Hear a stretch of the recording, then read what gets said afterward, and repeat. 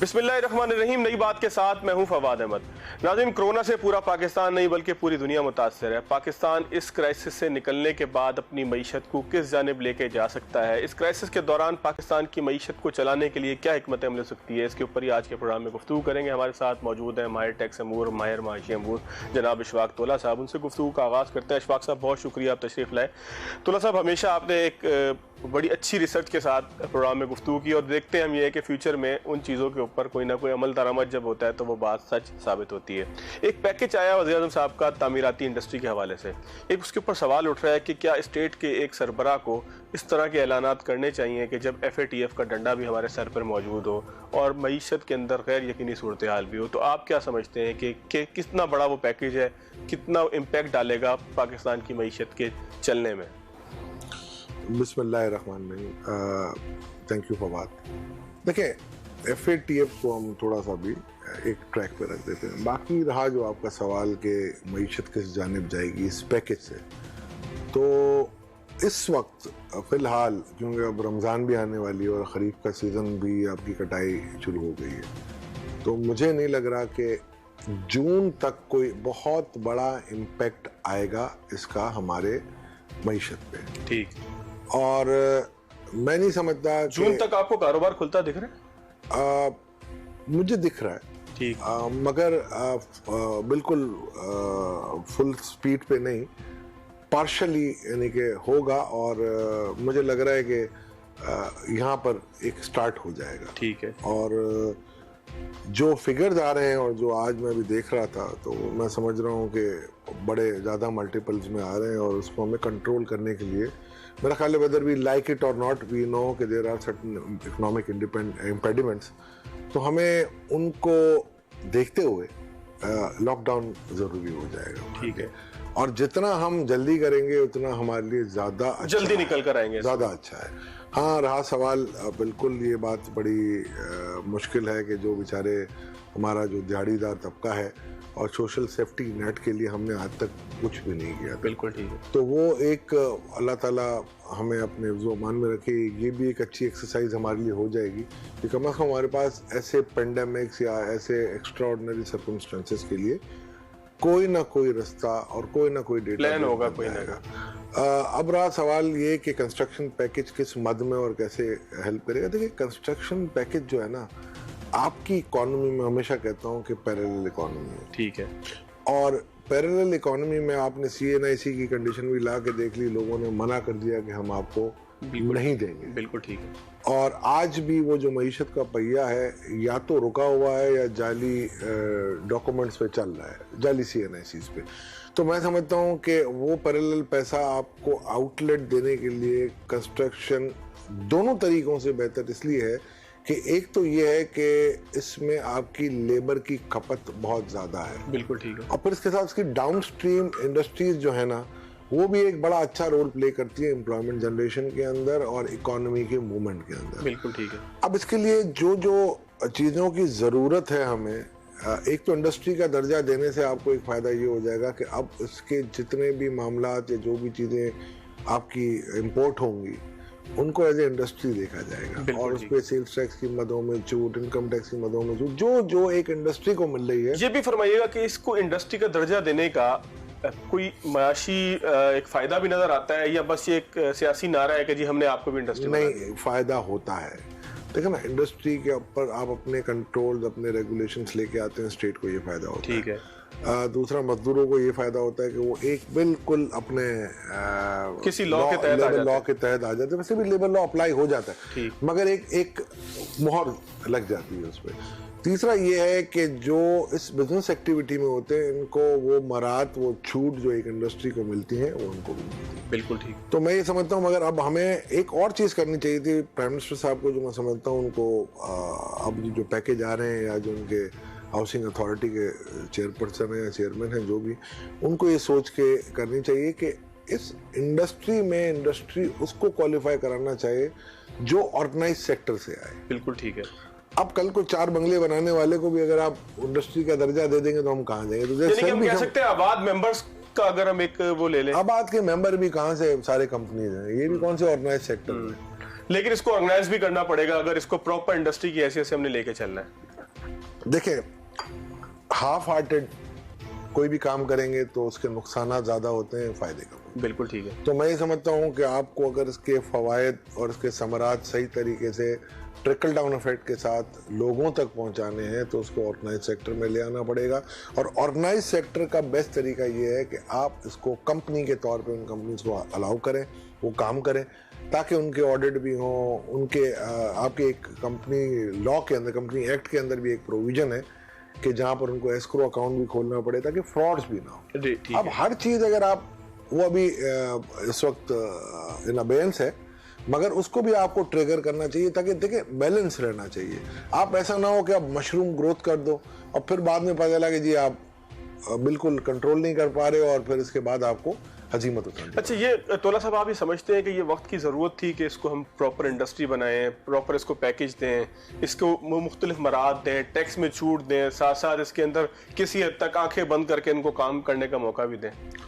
मैं समझता हूँ कि वक्त की जरूरत थी, पाकिस्तान की ज़रूरत थी, वक्त की जरूरत। ठीक, पाकिस्तान की जरूरत तो ये शुरू से थी, है और रहेगी, क्योंकि पाकिस्तान में जब ऑलमोस्ट 70% आपकी जो लेबर फोर्स है वो अनऑर्गेनाइज सेक्टर में है और मोस्टली वो सीजनल काम कर रही होती है, ठीक है, तो उसको ऑफ सीजन विंडो चाहिए थी, तो ये विंडो मिल सकती है। मगर अब सवाल दो चीजों पर रह जाता है, डिमांड और सप्लाई में। बिल्कुल ठीक। सप्लाई मैंने कर दी है, डिमांड कहाँ जाएगी?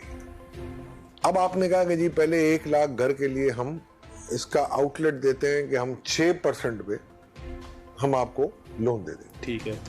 अच्छा, एवरेज हाउस जो बनेगा, मेरी कुछ बड़े माहिरों से ये बात हुई, देखिए 2 किस्म के हाउस है। एक तो कच्ची आबादी है जिसमें आपने 4 दीवारी खड़ी की, 2 रूम खड़े किए, अल्लाह अल्लाह खैर चल रहा, ठीक है, वो 8 लाख 10 लाख में भी हो सकता है, प्रोवाइडेड के जमीन गवर्नमेंट दे, ठीक है। और एक होता है आपका जो प्रॉपर एक अपार्टमेंट स्ट्रक्चर आप ले लेंगे, ठीक है ना, उसमें आप 800-900 स्क्वायर फुट का भी अगर आप देंगे और लैंड के साथ मैं ये कह रहा हूँ, तो कम से कम आपका 25 से 30 लाख रुपए का जाएगा, ठीक है। और अगर 30 लाख में अगर 70-30 होता तो अव्वल तो मुझे पहले देखना पड़ेगा वो 30 लाख वाले के बाद 9 लाख आएंगे कहाँ से, ठीक है, जो मैं समझता हूँ जो नॉर्मल हेयर कट या सिक्योरिटाइज बैंक लोन देते हैं। और अगर 6% पे भी वो देते हैं और 10 साल के लिए देते हैं तो हमारी कैलकुलेशन ये कहती है कि 23,000 रुपए उसकी किस्त बनेगी। अच्छा, ठीक है जी। तो अब अगर वही एवरेज फैमिली अगर कमा रही है यानी कि मैं समझूं कि 50,000 रुपए, अगर उस घर में 3 ब्रेड विनर्स हैं, ठीक है, और अगर 17,000 में गवर्नमेंट की बेंचमार्किंग पे ले लेता हूँ, या 20,000 है, तो 60,000 में से 23,000 रुपए तो पहले इनको किस्त देनी है। बिल्कुल ठीक। फिर एक चीज आप याद रखिएगा कि ये कोई मिड सिटी में या सेंटर में नहीं मिल सकता ये प्लॉट। ये आपको प्लॉट मिलेगा कहां से मिलेगा? मज़ाफात में, दूर। तो उनकी कम्यूटेशन के लिए भी आपको एक पैसे चाहिए, उनको आने जाने के लिए उनके टाइम का, उनकी जॉब का, ये सब एलिमेंट आपको। रोड इंफ्रास्ट्रक्चर हमारा कोई यूरोप की तरह, अमेरिका की तरह नहीं है कि लोग 2-2 घंटे का सफर तय करके ऑफिस आए। अच्छा, अब अगर आएंगे भी तो आप आएंगे पब्लिक ट्रांसपोर्ट पे आएंगे, वो है नहीं, वो आपके पास ढंग की नहीं है। अच्छा, अगर वो ढंग की अगर आप देते हैं 50 किलोमीटर के स्पैन पे, तो आप कम से कम मैं कहता हूँ 50 रुपए से 100 रुपए पर। बिल्कुल ठीक है, 3-4 हजार रुपए वो किराया हो जाएगा, तो 3 लोगों का 12,000 हो गया। अब 35-36 हजार रुपए तो ये चलेगा इनके किस्तों में, 10 साल की है माइंडेड। बिल्कुल ठीक है। और फिर इसके बाद इनका खाना, इनकी तालीम, इनकी सेहत, ये सारी चीजों को अगर मैं मिला लूं, और कोई इस किस्म के लॉकडाउन की सिचुएशन आ जाए जब वो ब्रेड विनर बेचारा घर बैठ जाए और कहीं कोई कॉन्ट्रैक्चुअल जॉब कर रहा है, उसका कॉन्ट्रैक्टर उसको मना कर दे, तो उस वक्त क्या होगा? ये आपको डी-डे सोल्यूशन चाहिए। अच्छा, दूसरा एक और इसमें सुन लें, बड़ा एक इंपॉर्टेंट चीज है, ये लोन आपने देनी है अपने बैंक्स के थ्रू, ठीक है, या तो इंटरनेशनल फंडिंग में आप ले लोगे कि किसी को आप कहोगे कि यार 230 अरब रुपए यानी $2 बिलियन की मुझे आप सॉफ्ट लोन दे दीजिए 10 साल या 25 साल की, ताकि मैं लोन रीलैंड कर सकूं। बिल्कुल ठीक। तो आपको करेंसी एक्सपोजर आ जाएगा। बिल्कुल। और अगर आप खुद से देते हैं तो आपका अगर रेट है 10%, तो 4% का हिट आपको अपने फिस्कल डेफिसिट। बिल्कुल ठीक है। अच्छा, थोड़ा सा आगे की तरफ चलते हैं। एफबीआर में एक तब्दीली हुई है। आप समझते हैं कि एफबीआर सिर्फ चेहरे तब्दील करने का नाम है? उसमें आपने कोई अच्छी खातून लगा दी, कैरियर उनका अच्छा था, रेपुटेशन अच्छी थी, ये सोच के आपने जैदी साहब को भी लगाया था, वो चले गए चले। तो आप समझते हैं कि ये तब्दीलियां इस तरह की एफबीआर को ठीक कर सकती हैं, या एफबीआर में एक स्ट्रक्चरल रिफॉर्म की जरूरत है? यानी आप कह रहे हैं मेहमान अदाकार या अदाकारा नहीं होनी चाहिए, मतलब वो चेंज करने का कोई देखिए मैं क्या एफबीआर के मैं आपको पूरी एक आर्काइव में लेके जाता हूँ। यहाँ पर 3 चेयरपर्सन या चेयरमैन सॉरी तीनों चेयरमैन थे, वो प्राइवेट सेक्टर से लगाए गए। आपका मिजरेबल फेल हुआ, आपने डीएमजी अफसर लगाए। माजरत के साथ मेरे दोस्त हैं, एक ने टैक्स कल्चर खराब किया, एक को कुछ पता ही नहीं था, और एक पहले आए थे तो उनको भी मेरा ख्याल इतनी ग्रिप, 2 थे इसमें से नहीं थी। डीएमजी के अफसर आते हैं, उनको गवर्नमेंट का और इलाके का बड़ा एक अच्छा होता है कि इलाके की बादशाही का बड़ा एक इनका, और ये अच्छा एक सिस्टम है, नॉट क्रिटिसाइजिंग द सिस्टम। अब एफबीआर का होम ग्रोन एक बंदा आता है ना, उसकी एक माइंडसेट होती है। ठीक है। बदनसीबी ये हमारी कि हमें कभी कोई वर्सेटाइल चेयरमैन नहीं मिला जिसको मार्केट बेस्ड नॉलेज हो और एफबीआर को भी जानता हो। बिल्कुल ठीक। मार्केट बेस्ड ट्रांजैक्शंस ऐसी होती हैं कि जो एक मार्केट का ऑपरेटर या एक बिजनेस पर्सन जानता है, जिसको पता होता है कि यार ये, कब जैसे मैंने सीएनआईसी का आपके प्रोग्राम में कहा था कि ये नेगेटिव यील्ड आई, तो क्या हुआ आपका आज तक? आज इस बजट में भी सबका यही आ रहा है कि जो सीएनआईसी कंडीशन पे हम अमल नहीं कर सकते, आप वापस ले। मैडम बहुत पुराने वास्तेदारियां हैं हमारी अल्हम्दुलिल्लाह, और बड़े ज़बरदस्त हमारे उनसे मरासिम भी हैं, मगर मसला ये है मैडम का कि अब वो किस एंगल से लेके जब बजट सर पे खड़ा है। बिल्कुल ठीक है। और ये अनफॉर्चुनेट है हमारे लिए, सबके लिए, कि जब बजट सर पे खड़ा हो और हम जब ये काम कर रहे होते हैं तो हमारे लिए बहुत ज़्यादा ये प्रॉब्लम क्रिएट हो जाती है। और अब मैं ये समझता हूँ, जो मेरी अपनी पर्सनल उसमें है, कि उनको बहुत ज़्यादा चैलेंजेस हैं, और अच्छा। वो चैलेंजेस रिफॉर्म से हल हो सकते हैं, रिएक्टिव नहीं प्रोएक्टिव से। बिल्कुल ठीक है। तो अब मतलब लकीर नहीं पीटनी है, आपने पहले से डिसाइड करना है। देखिए रिपोर्ट बनी हुई है, मैदान भी है, घोड़ा भी है मैडम के सामने, वो जानती भी है, वर्सेटाइल कामों में रही हैं, उन्होंने फील्ड में भी काम किया है, एफबीआर हेड ऑफिस में भी काम किया है, तो बेस नॉलेज तो। लेकिन आप ये समझते हैं कि रिफॉर्म्स के बगैर जो है एफबीआर का इसी तरीके से परफॉर्म करती रहेगी जैसे कर रही है, रिफॉर्म्स के बगैर कोई बहुत अच्छी परफॉर्मेंस की तवक्का नहीं है? मैं समझता हूँ ये तो खैर कवर हो जाएगा ये era, unfortunately it may be blessing in disguise for them. Otherwise पिछले साल जिस तरीके से परफॉर्मेंस रही थी एफबीआर की, मैं समझता हूँ एफबीआर स्लोली ये हमारे ऊपर सिक्योरिटी रिस्क बन रहा है, ना कि हमारा ब्रेड विनर या लाइफ ब्रेड विनर। चलें, अल्लाह ताला आपकी इस बात को बिल्कुल ठीक साबित ना करे।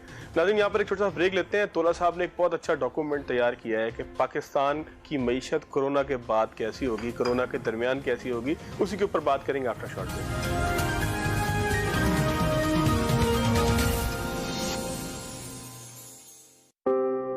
कोरोना क्राइसिस के बाद पाकिस्तान का मईशत का क्राइसिस जो है वो कैसा होगा, मईशत बेहतर होगी, क्या सूरत हाल होगी? इशफाक तोला साहब हमारे साथ मौजूद हैं। तोला साहब की एक बड़ी खूबसूरत सी रिसर्च मौजूद है, जो मैं समझता हूँ कि इससे पहले पाकिस्तान में क्या बल्कि दुनिया में किसी मुल्क ने अपने मईशत का इस तरह का जायजा शायद अभी तक ना लिया हो। तोला साहब ने इसको अपने तोला एसोसिएट से इसको बहुत अच्छे तरीके से मैनेज किया है। तोला साहब, क्या है इस डॉक्यूमेंट्स के अंदर? मैंने कुछ चीज़ें तो इसकी पढ़ी हैं, जाहिर है कि ये आपने कुछ देर पहले भेजा था रिकॉर्डिंग से, तो क्या इसका खदोखाल है, समरी क्या है? खदोखाल ये है कि पेंडेमिक है, और ये पेंडेमिक के काफ़ी इफ़ेक्ट्स होते हैं, दुनिया में हो रहे हैं, और ये तो मैं तो तिफले मकतब हूँ, दुनिया में बड़े बड़े मईशतदान हैं, और हमारे living legend like Hafeez Pasha साहब, उनकी भी एक एनालिसिस आई है, साहब डार साहब भी अपनी एनालिसिस दे चुके हैं, मगर इन राइटिंग अभी नहीं आई है, और बाकी प्लानिंग कमीशन का हफीज़ शेख साहब बहुत माशाल्लाह इस चीज़ को जानते हैं, उन्होंने भी अपनी एक एनालिसिस की होगी, मगर वो ऑब्वियसली पब्लिक नहीं ला सकते। हम तो प्रो बोनो ये तो पब्लिक के लिए बात करना चाह रहे हैं, हम तो इसलिए पब्लिक के लिए करना चाहते हैं कि एक होता है शरह नमू, जीडीपी जिसको हम कहते हैं, तो हमारी जीडीपी जो हमने जो मेजर की थी लास्ट ईयर, और इस मतलब जो हम देख रहे थे वो 3.3 की थी, यानी जीडीपी यानी मजमूई कौमी पैदावार। अब दो क्वार्टर्स तक मेरा ख्याल है वो एज पे चल रही थी, ठीक है, कभी इधर था कभी इधर। अच्छा, हमारे पाकिस्तान का डायनामिक ये है कि हमने कभी क्वार्टरली जीडीपी देखी ही नहीं है, जो आ गई फिगर बिस्मिल्लाह करते हैं एक्सेप्ट कर लेते हैं। दुनिया के अच्छे मुल्कों में ना क्वार्टरली जीडीपीज होती है, और आपने जब भी देखा होगा कोई डॉक्यूमेंट अगर आप देखेंगे इंटरनेशनल मॉर्गन स्टैनले का या और किसी बड़े ब्रोकरेज हाउस का या इन्वेस्टमेंट बैंक का, तो वो देते हैं कि इस क्वार्टर में ये, इस क्वार्टर में ये, इस क्वार्टर में ये, और अगला क्वार्टर कैसे जाएगा। तो अब ये अगला क्वार्टर एसेस करना हमारे लिए, बिकॉज कि जब तक बाइफर्केशन ना दी हुई हो 4 क्वार्टर के आपके प्लानिंग के डॉक्यूमेंट में आपको चेक करते हैं। बिल्कुल ठीक है। तो हमने एक इकोनॉमी एज अ होल हमने लिया है इसको, और हमने जीडीपी के सिनेरियोज को वर्कआउट किया, एक बेस्ट सिनेरियो कि इन हालात में बिल्कुल ठीक है जीडीपी कहाँ जा सकती है, क्योंकि हमारा जो अंदाजा है वो इन्फ्लेशन जो है ना वो 11.25% के करीब एवरेज आएगा। बिल्कुल ठीक है। ठीक है ना जी। और ये समझना कि जी एग्रीगेट डिमांड की कम होने की वजह से या सप्लाई ज़्यादा होने की वजह से प्राइसेस गिरेंगी, तो मुझे नज़र नहीं आ रहा, बिकॉज के सप्लाई भी कर्टेलमेंट हो गई है। यानी कि आप लोगों की जो खुशी थी थोड़ी सी वो भी खत्म कर। नहीं, मैं सच बात कर देता हूँ यार बेकार में, और ये मेरी प्रोजेक्शन है। तो हम डिफ्लेशन की तरफ नहीं जाएंगे आप कहते हैं? नहीं, इन्फ्लेशन नीचे थोड़ा बहुत हो जाएगा, मगर डिफ्लेशन तो आप माइनस की बातें कर रहे हैं ना, तो वो तो नहीं हो सकती। अच्छा, अब सवाल ये है कि हमने उसकी पूरी एक इक्वेशन डेवलप की, जो इंटरनेशनली इक्वेशन है पाकिस्तान के मरूज खातिर जो हालात जो होते हैं उसको हम देखते हुए चलते हैं। तो उसमें हमारे हिसाब से अगर 3.29 तो नहीं आ सकती है, अब अगर बहुत ही अच्छा चल गया, उसमें कुछ फैक्टर्स हमने देखे हैं कि हाउसिंग भी चल पड़ी शुरू, ठीक है, ट्रांसपोर्टेशन में भी जो कमी आई है वो ना हो, लार्ज स्केल मैन्युफैक्चरिंग आपकी ईयर ऑन ईयर 3.37 माइनस है, आपकी कॉटन की कंजम्पशन में भी काफ़ी मसले हुए हैं, आपके फर्टिलाइजर की ऑफ टेक भी थोड़ी सी कम हुई है। तो उसका मतलब है इसके रिपल इफेक्ट, आपका एक नेशनल अकाउंटिंग की मेथोडोलॉजी होती है, वो एक स्टैंडर्ड है, तो उसके एक एक फैक्टर को हम लेके चले। हमने अपनी रिसर्च की इस पे, different exporters, different association, builders वगैरह सबसे पूछ के हमने एक एक फिगर को अवेलेबल डेटा के हिसाब से सिमुलेट किया। ठीक है। और 3 सिनेरियोज हमने बनाए कि एक अगर बहुत अच्छा हो गया आज के हो सकता है, ऐसे ऑप्शंस बनाए, मॉडरेट है, और तीसरा वर्स्ट केस सिनेरियो। ठीक है। तो हमारे नजदीक अगर मॉडरेट अगर आता है, बेस्ट आता है तो 1.26 है, ठीक है, मॉडरेट आता है तो 0.94 जीडीपी ग्रोथ होगी, यानी पिछले साल के मुकाबले में 3.3% नहीं होगी, सिर्फ 9.4% होगी। ठीक है। और अगर खुदा न खाता बहुत ही वर्स्ट केस हो जाता है, जो हालात चल रहे हैं और उसमें अगर कंटिन्यूटी रहती है, उससे कुछ ज्यादा वर्स्ट हो जाते हैं, तो ये इट कुड गो नेगेटिव, यानी पिछले अच्छा, तो साहब इसमें ना थोड़ी सी वजाहत ये भी कर दीजिएगा। ये तो आपने 3 ऑप्शंस दिए ना, लेकिन आप क्या अपना तज्जिया क्या कहता है कि हम किस ऑप्शन के ऊपर स्टैंड करेंगे? तीसरा ऑप्शन जो है ना मुझे लाइकली लग रहा है, क्योंकि जो लॉकडाउन एनहेंसमेंट हो रहा है और जो फिगर्स आ रहे हैं, तो मैं समझता हूँ इस वक्त, अल्लाह करे मैं गलत हूँ, तीसरा ऑप्शन, और तीसरे ऑप्शन से भी मैंने एक और भी वर्स्ट केस सिनेरियो, 3 ऑप्शन भी है, 4 हैं पूरे, 0.75 और 1.5 तक भी हम गए। तो हमने भी एनालाइज एवरी डेटा, हमने यानी कि अपने एक सर्वे का पूरा एक वो किया, और मेरे साथ अच्छी इकोनॉमिस्ट की टीम थी, आपके एंकर पर्सन होते थे यहाँ पर, आदिल थे, तो खान, ये मेरी पूरी टीम है, तो उन्होंने अमायद है हमारे साथ। तो ये सारे ये लोग वो हैं कि जिनकी ये पब्लिकेशन और इकोनॉमिक डेटा पे ग्रिप है, और वो सारे फील्ड के लोगों ने मिलकर उन्होंने किया। अच्छा, अब आप आ जाएं करंट अकाउंट डेफिसिट। अब हमें ये लग रहा था, IMF ने कहा था 6.9 बिलियन का डॉलर का आपका होगा, ठीक है, और हम ये प्रोजेक्ट कर रहे थे पहले कि अराउंड 6.2 पे होगा, बिकॉज के ऑयल प्राइसेस भी नीचे आ गई हैं और आपके एक्सपोर्ट भी बढ़ रही थी और रेमिटेंस भी अच्छा है। तो ये एक जनरल सिनेरियो बनना था कि हम will and up at 6.2 to 6.5, ठीक है। मगर अब जो हालात आए हैं, आपके रेमिटेंसेस के मिनिमम 2 बिलियन का शॉर्टफॉल आएगा, मिनिमम आपका एक्सपोर्ट में कम से कम $900 मिलियन हम समझते हैं कम होंगे, इस तरीके से इंपोर्ट में भी कम हो, ठीक है। इसी तरीके से आपकी और भी चीजें इंप्रूव होगी, 1.4 बिलियन का आपको पैकेज भी मिलेगा IMF की तरफ से, और IMF ने भी आपको 400 बल्कि आप मुझे बताया IMF का शिकंजा कुछ हल्का होगा हमारे ऊपर से, दुनिया पे हो जाएगा, आप पे क्या यार। अब मेरा ख्याल है बिल्कुल आपको वही करना पड़ेगा जो दुनिया कर रही है। तो एक इसको हम देखते हैं तो हमारे हिसाब से अब as against projection of IMF of 6.99 हमारा करंट अकाउंट डेफिसिट आएगा 7.5, तो हमारी करेंसी और प्रेशर में आ जाएगी। ठीक है। तीसरा हमने ये लिखा था कि प्रोजेक्टेड रेमिटेंसेस जो हमारे थे वो 22 बिलियन हमारे लग रहे थे पहले आएंगे, या 23 बिलियन का था, अब हमें वो 19 बिलियन नजर आ रहे हैं, बिकॉज के गल्फ की और US और UK ये 3 बड़ी आपकी मेजर ज्यूरिसडिक्शन है जहाँ से वो पैसा आता है, और तीनों जुरिस्डिक्शन में इस वक्त लोगों को निकाला जा रहा है, and they wanted to come back to Pakistan. बिल्कुल ठीक है। I have spoken to them, I have got so many friends there, they all are saying the economy is dooming down. मतलब हमारे लिए अब कोई अट्रैक्शन नहीं है वहां पे? नहीं, उनके लिए, बेचारों के लिए अगर अट्रैक्शन हो, वो अगर अपने समझ लें ब्रेक इवन पे भी काम करना चाहें तो वो अपॉर्चुनिटी वो भी नहीं दी जा रही है, क्योंकि उनको पहले अपने नेशनल्स को देखना है। बिल्कुल ठीक है। एंड देन इसके बाद दूसरे नेशनल्स की बारी आएगी। तो लेट्स होप कि अल्लाह बेहतर करे कुछ वहाँ के हालात। तीसरा हमने इसमें कहा है हॉट मनी, जो मेरा फेवरेट टॉपिक है, वो भी आउटस्टैंडिंग है, तो 1 बिलियन यहाँ से भी आपका जाना है। स्टेट बैंक कहता है बड़ा दबाव है। दबाव तो होगा ना, एक्चुअली देखे ना, आपने हरकत ही ऐसी की थी, मैं तो शुरू दिन से कह रहा हूँ कि गलत है। रात को भी हमने ट्विटर पे कहा तो कुछ मैसेजेस आए हमारे गौरव के भाई के, आपकी करेंसी तो उसकी मुतामिल ही नहीं हो सकती थी, तो मैंने कहा जी हमें हमारी गलती, हमने ले लिया। तो ये तो अब मेरा ख्याल है इसको तो आगे बढ़ के कुछ इसके ऊपर भी डिस्कशन होने की जरूरत नहीं है कि हमने क्यों किया है। फिर प्रोजेक्टेड टैक्स कलेक्शंस, ये बड़ा इंपॉर्टेंट टॉपिक है। 5503, फिर हमने कहा जी 5238, फिर अभी ये जो लड़ाई झगड़ा हुआ इनका, अच्छा गुड फॉर पाकिस्तान मैं कह रहा हूँ, उन्होंने कहा जी हम कर लेंगे 4800। अब मेरा जो प्रोजेक्शन है वो 4000 का है। ठीक है। तो लोन मार्च के अंदर अच्छा, एक चीज और बताइएगा, ये पेंडेमिक की वजह से हम 4000 पे आ रहे हैं या हमारी करतूत ही ऐसी थी कि हमने इसमें पहुंच ही नहीं पाना था? 555 में आप नहीं, 555 तो ये जो लॉ का स्ट्रक्चर बन गया था उसके बाद तो नामुमकिन, ये तो मैंने वो बन ही नहीं रहा था। आप देखें ना, वो जो 3829 बिलियन आपने लास्ट ईयर इकट्ठे किए थे, उसको आप मल्टीप्लाई करें 1.15 जो उनकी प्रोजेक्शन, मतलब आप कहते हो प्रोजेक्शन ही गलत थी। प्रोजेक्शन वो तो मैं डे 1 कह रहा था। अच्छा, सब कुछ ठीक होता तो कहां पहुंचते? अब का नुकसान इसमें कहां हो रहा है हमें, मतलब इस पेंडेमिक का, कोरोना लॉकडाउन का नुकसान कहां पर हो रहा है? डिफरेंशियल आएगा 400 से 500 बिलियन, यानी कि कोरोना हमारे 400 खा नहीं नहीं नहीं नहीं नहीं, कोरोना करीना पता नहीं कौन कौन खा गया, मगर कोरोना कितना खा गया हमें? देखिए, कोरोना का इम्पैक्ट तो अभी आपका 1 क्वार्टर में आएगा ना, तो 1 क्वार्टर की आपकी अगर फर्ज करें, एक तो ऑटोमेटिक आपकी चीजें तो चल रही है ना, इंपोर्ट भी अब शुरू होगी, सब कुछ होगा।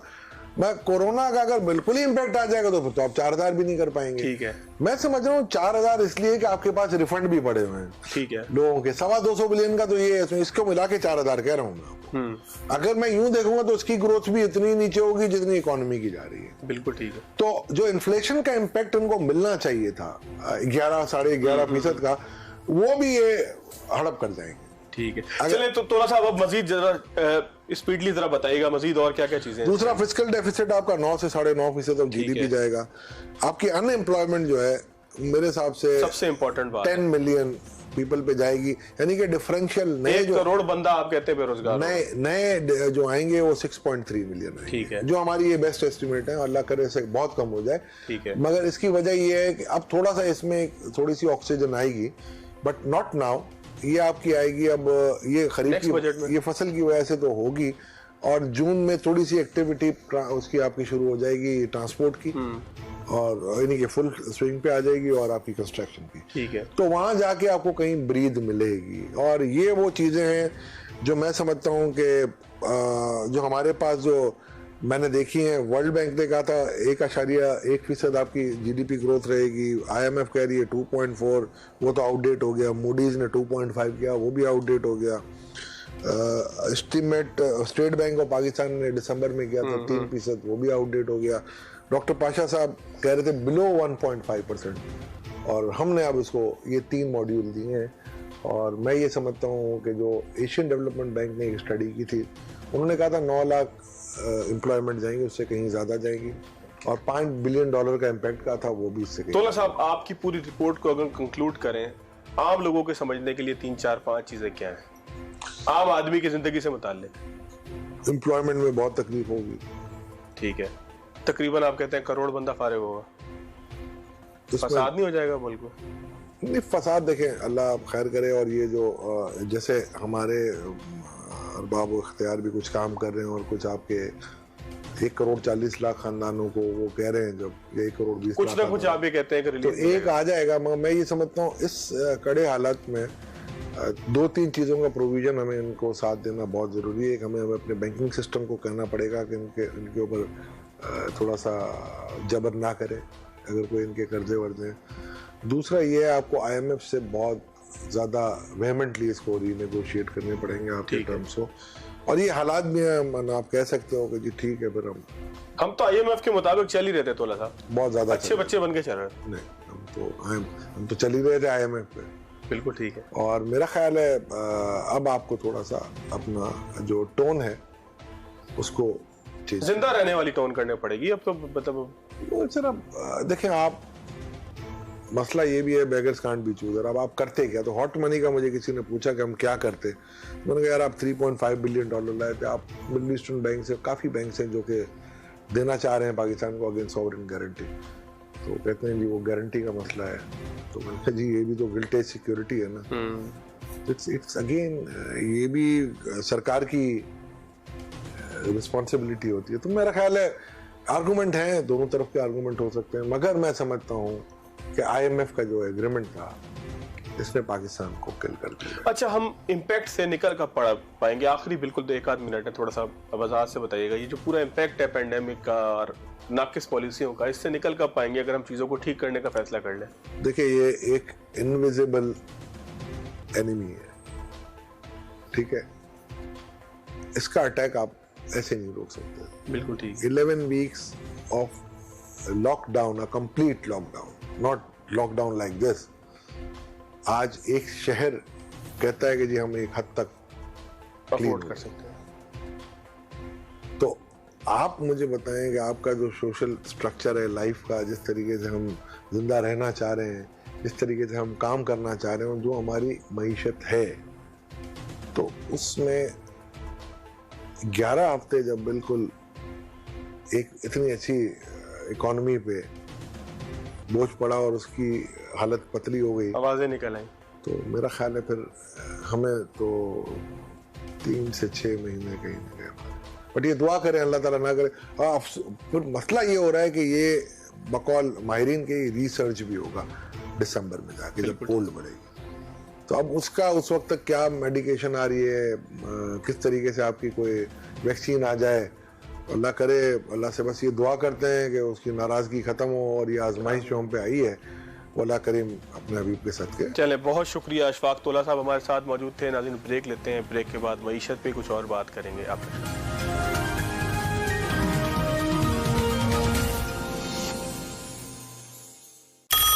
Listen, बहुत बिजी वीक है। I hope you're ready. I am हमेशा ready क्योंकि वीक दे मुझे पूरे हफ्ते के लिए silkie smooth skin so that I can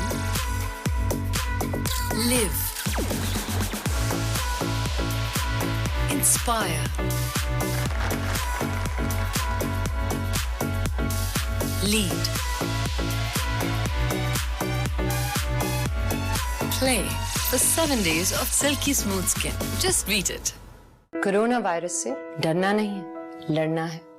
थोड़ी सी समझदारी और एहतियात से हम मिलकर इसे हरा सकते हैं और जी सकते हैं भरपूर जिंदगी। बाकायदगी से हाथों को साबुन से धोके और हैंड सैनिटाइजर इस्तेमाल करके, छींकते और खांसते हुए अपनी नाक और मुंह को ढांप के और अलामात की सूरत में डॉक्टर से मशवरा करके कोरोना वायरस के 98% मरीज सेहतयाब हो जाते हैं। तो फिर कोरोना वायरस से डरना नहीं, लड़ना है।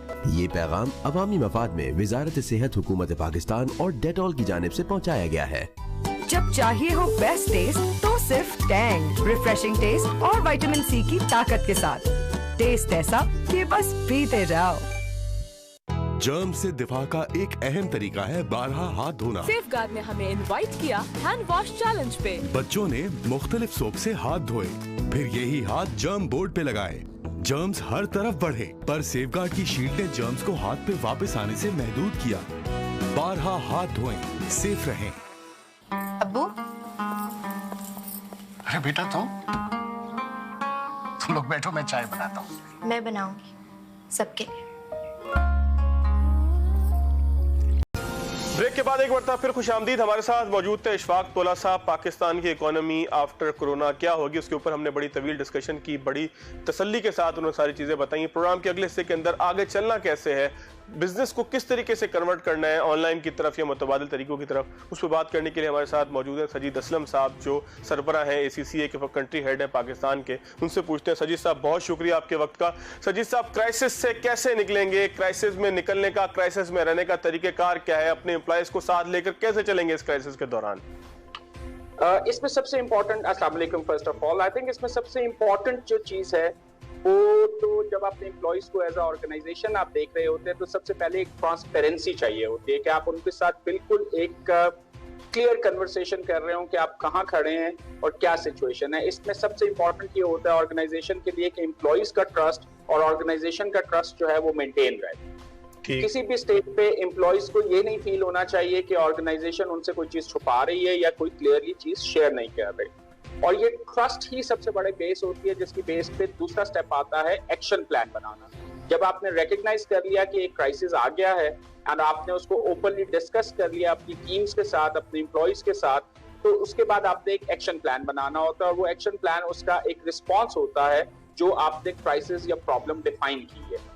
ठीक। और उसमें हर एक जो आपके पास एक्सपर्टीज अवेलेबल है, क्योंकि इंफॉर्मेशन फ्लो उस वक्त जो है बहुत रिलायबल नहीं होता, आप फोरकास्ट नहीं कर सकते, कोई चीज प्रेडिक्ट नहीं कर सकते, तो आपने एक बेस्ट पॉसिबल सिनेरियोस क्रिएट करने होते हैं कि ये एक सिनेरियो 1 जो है उसमें क्या हो सकता है, सिनेरियो 2 में क्या हो सकता है और सिनेरियो 3 में क्या हो सकता है। और उसी सिनेरियो को देखते हुए आप टीम को अलाइन करते हैं उनकी कैपेसिटीज के लिहाज से, उनकी कैपेबिलिटीज के लिहाज से, और अगर उनको कोई चीज फर्दर एज अ सपोर्ट चाहिए, वेदर वो we are talking about money और we are talking about relationship, तो एज अ ऑर्गेनाइजेशन आप वो सपोर्ट उनको एक्सटेंड करते हैं, उनको इनेबल करते हैं। सो सबसे जो चीज इंपॉर्टेंट है वो है आपकी अपनी टीम, आपकी टीम के साथ रिलायबिलिटी और आपकी टीम के साथ जो आपका ट्रस्ट है, that will ultimately make sure कि आपका जो क्राइसिस में आपने एक प्लान बनाया है उस क्राइसिस से बाहर निकलने के लिए आप उसको एग्जीक्यूट कर सकेंगे। और उस एग्जीक्यूशन में जाहिर है बहुत सी एफर्ट लगती है, बहुत एक्स्ट्रा ऑर्डिनरी मेहनत होती है, वो सिर्फ तभी कर सकते हैं जब सारी टीम इकट्ठी हो। तो मेरा जो एक सिंगल लाइन रिस्पॉन्स होगा वो ट्रस्ट और टीम, इनको इकट्ठे लेके चलना है इस क्राइसिस में सबसे जरूरी हो जाता है। अच्छा सजीद साहब, आप क्या समझते हैं कि क्राइसिस से निकलने के बाद हम इससे कुछ सीख सकते हैं? मतलब एक पेंडेमिक सिचुएशन है, हो सकता है कि फ्यूचर के अंदर इस तरह की और चीजें आ जाए, कोई खुदा न खास्ता कोई कुदरती आफत ऐसी आ जाए, खुदा न खास्ता कोई वॉर की सिचुएशन हो, दुनिया के अंदर बायो वॉर्स हो, कोई ऐसी चीज हो कि जिसकी वजह से एक मरतबा फिर दुनिया या आपका कारोबार या आपका मुल्क खुदा न खास्ता किसी ऐसी ही सिचुएशन के अंदर दोबारा चले जाए कि लॉकडाउन हो जाए, कारोबार रुक जाए, कारोबार जिंदगी मुअत्तल हो जाए, तो आप क्या समझते हैं कि इस मौके से हमें क्या सीखना चाहिए? बड़ा अच्छा सवाल है ये कि हमें सीखना क्या चाहिए, और ये सबसे इंपॉर्टेंट सवाल होता है कि जब आप एक क्राइसिस सिचुएशन में जाते हैं तो आपने उसको रिस्पॉन्स किस तरह दिया या रिस्पॉन्ड किस तरह किया। अब इसमें देखें तो इसमें 3 सिनेरियो बनते हैं आपके। एक ऑर्गेनाइजेशंस होती हैं जो बहुत स्ट्रक्चर्ड हैं, जो बहुत बड़ी हैं, उनके पास बहुत से रिसोर्स हैं, तो वो एक BCP होता है, बिजनेस कंटिन्यूटी प्लान कहते हैं उसको। तो बिजनेस कंटिन्यूटी प्लान बनाती है और उनके लिए रिसोर्सेज रखती है। अब इस क्राइसिस के बाद जो वो ऑर्गेनाइजेशन जिनके पास बहुत ज्यादा रिसोर्सेज हैं, तो वो अपने बिजनेस कंटिन्यूटी प्लान्स को अपग्रेड करेंगे और अपडेट करेंगे, और जो नहीं करेंगे वो अगले के लिए रेडी नहीं होंगे। तो इसमें बहुत सी लर्निंग्स हैं जिसमें उन्होंने अपनी टीम के लिहाज से कि उनको क्या क्या सपोर्ट चाहिए होती है और बिजनेस कंटिन्यूटी प्लान के लिए क्या चाहिए होता है। ये बात हो गई एक बड़े बिजनेस की।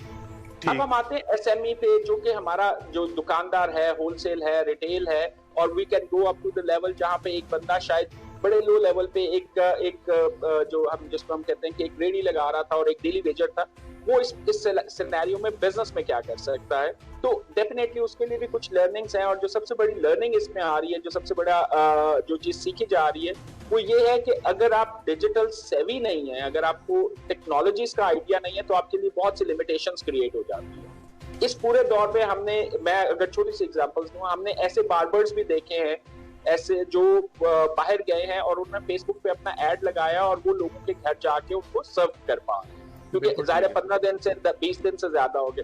बट इसी वक्त कुछ ऐसे बार्बर्स भी हैं जो घर बैठे हैं, जो फेसबुक पे यूज नहीं कर सकते, जो डिजिटल टेक्नोलॉजीज में नहीं है बिल्कुल भी, तो उनके लिए सिचुएशन थोड़ी सी फर्क है।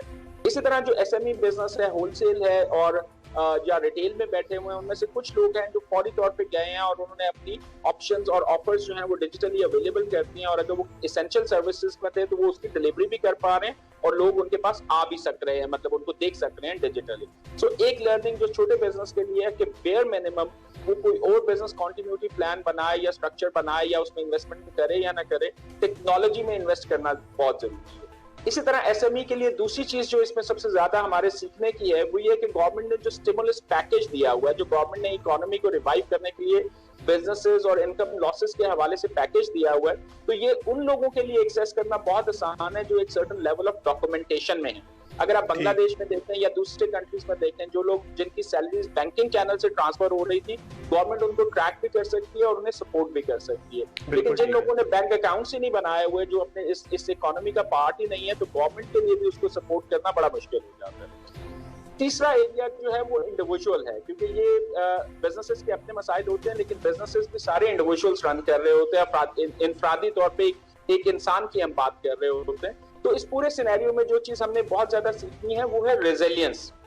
रेजिलियंस जो है, it's not that what you think, it's resilience ये होती है कि जब आप एक क्राइसिस मोड में जाते हैं, आप करते क्या हैं, आप अपनी फैमिली को किस तरह ट्रीट कर रहे हैं। अगर आप लॉकडाउन में हैं, आप चाहे किसी भी लेवल पे हैं, तो आप जब अपनी फैमिली के साथ मिलेंगे तो आप उनको किस तरह सपोर्ट कर पाएंगे कि उनकी लाइफ जो है उसमें डिस्ट्रप्शन ना हो। इसी तरह फैमिली के लिए भी ये सीखना बहुत जरूरी है कि अगर एक शख्स घर से काम कर रहा है, अगर वो कर सकता है, और अगर वो काम नहीं कर रहा, तो how they can really support each other emotionally. तो एक इमोशनल रेजिलियंस जो एक इंसान के लिए वो भी बहुत जरूरी है इस अमल में जो हमने सीखनी है। और यही इंसान जब बाहर as a employ, as a businessman, as a entrepreneur जाता है, तो वो इस चीज को रिफ्लेक्ट करता है जिस तरीके से वो अपना बिजनेस चला रहा है। तो इनफरादी तौर पे भी हमें अपने रवैयों को, अपने बिहेवियर्स को देखना है कि हम इसमें किस तरह एक रिस्पॉन्स ला सकते हैं, rather than कि हम एक पैनिक सिचुएशन में चले जाएं। अच्छा सजीद साहब, मुझे एक चीज ये बताइएगा कि पाकिस्तान में ये जो सारी चीजें आप बता रहे हैं, जाहिर है कि जो बड़े बिजनेसमैन से लेके इंडिविजुअल्स हैं, इसमें अडॉप्टेशन भी है, बहुत सारे लोग रिजेक्ट भी कर रहे होंगे कि नहीं ये नहीं हो सकता, हमें जो पुराने तरीके के ऊपर, कन्वेंशनल तरीके के ऊपर ही भी जाना होगा। तो अगर एक मार्केट को आप ओवरऑल ऊपर से बैठकर देखें तो आपको क्या लगता है कि इसमें अडॉप्टेशन कितनी है, कितने लोग अर्ली डिसाइडर हैं इसके अंदर? आई थिंक जो हमने ग्लोबली फिनोमेना देखा है और जो बड़ी लॉन्ग टर्म स्टडीज भी हुई हैं, उसमें अर्ली अडॉप्टर हमेशा 2-2.5% होते हैं। लेकिन वो जो अर्ली अडॉप्टर्स होते हैं वो बड़े इंपॉर्टेंट होते हैं। अगर आज आप ये कहें कि 100 लोग थे जो एक मार्केट में, होलसेल की मार्केट में बैठे थे, उसमें से 2-2.5 या 3 लोग जो हैं वो तो ऑनलाइन चले गए, तो बाकी नहीं गए, तो ये नाकाम हो गया। ये ऐसा नहीं होता। अगर 2-3 लोग चले गए हैं तो वो 2 से 3 हफ्ते, महीने में एक सर्टेन सक्सेस जनरेट करेंगे, जिसपे अगले 20-25% लोग भी आना शुरू हो जाएंगे। उनकी सक्सेस देख के फिर उसके बाद आ जाएगा, तो आपको 3 से 4 महीने में नजर आएगा कि अगर ये चीज एक्सटेंड होती है तो लोग इस पे कन्वर्ट होना शुरू हो जाएंगे। अभी आपको क्या रेशो क्या नजर आ रहा है, अभी आपको ट्रेंड्स क्या नजर आ रहे हैं? आई थिंक वो बिजनेसेस जहां पे तो लोग थोड़ा सा फेमिलियर थे टेक्नोलॉजी से, वो तो बड़ी तेजी से कन्वर्जन हो रही है उनकी। लेकिन जो हमारे बड़े ट्रेडिशनल बिजनेसेस थे होलसेल के, वहां पे हमें नजर आ रहा है कि वहां पे कन्वर्जन जो है वो स्लो है। ऑल्दो उनके पास भी एक पूरा निजाम मौजूद है जहां पे वो अपने एज अ होलसेलर अपने रिटेलर्स को कांटेक्ट कर सकते हैं, और कुछ ना कुछ एरियाज ऐसा है जहां पे वो ट्रांजैक्शंस आज भी हो सकती हैं। स्पेसिफिकली जो एसेंशियल सर्विसेज हैं उसमें तो वो मार्केट ऑपरेशन जो है गवर्नमेंट भी इंकरेज कर रही है, और वो मार्केट को भी इंकरेज करना पड़ेगा कि वो ऑल्टरनेट वे से आ सकें। आप आज देख रहे हैं, हम भी यहाँ बैठे हुए हैं, हम स्काइप के थ्रू ये इंटरव्यू कर रहे हैं। This is not the regular process, लेकिन एक सर्टेन अडॉप्शन है, आपके जो पार्टिसिपेंट्स है वो भी अडॉप्ट कर रहे हैं, आप भी अडॉप्ट कर रहे हैं, और चीजें आगे चल रही है। सो अडॉप्शन अभी लो है पाकिस्तान में, दुनिया में ज्यादा है, लेकिन मेरा ख्याल ये है कि हमारा मैसेज बार बार जो है बिजनेस कम्युनिटी को स्पेसिफिकली ये होना चाहिए कि वो टेक्नोलॉजी की साइड पे देखें, और बहुत से सॉल्यूशंस अवेलेबल हैं और बहुत सी नई अपॉर्चुनिटीज भी अवेलेबल हैं, लेकिन उनको थोड़ी सी रिसर्च करनी पड़ेगी, उनको थोड़ा सा ऑप्टिमिस्टिक होना पड़ेगा, उनको चीजों को एक पेसिमिस्टिक के बजाय एक ऑप्टिमिस्टिक व्यू देना पड़ेगा, तब उनको वो चीजें नजर आना शुरू होंगी। और उनकी सराउंडिंग में बहुत से लोग हैं जो उन अपॉर्चुनिटीज को इस वक्त कैप्चर भी कर रहे हैं। चले, बहुत शुक्रिया सजीद असलम साहब, आपने बहुत खूबसूरत तरीके से सारे सिनेरियो को बयान किया कि किस तरीके से अर्ली अडॉप्टेशन करके, किस तरीके से टेक्नोलॉजी को अडॉप्ट करके हम इस सारे जो क्राइसिस है, पेंडेमिक का क्राइसिस है, वबा का क्राइसिस है, इससे ओवरकम करने की कोशिश कर सकते हैं। आज के प्रोग्राम से इतना ही, अगले प्रोग्राम तक लिया दीजिए। अल्लाह हाफ़िज़।